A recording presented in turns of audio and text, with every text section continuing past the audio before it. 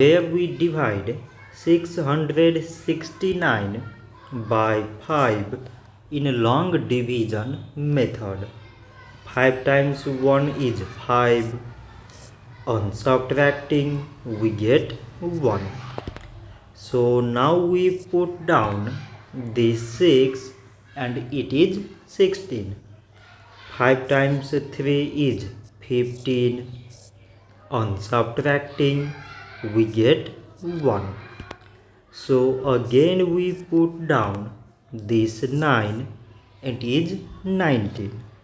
5 times 3 is 15. On subtracting we get 4.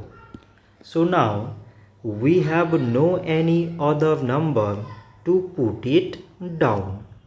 So we take here decimal, so that we put 0. So it is 40 and 5 times 8 is 40. On subtracting we get 0.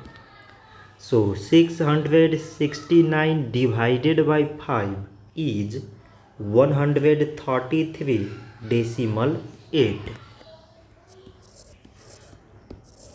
So this much for today and thanks for watching.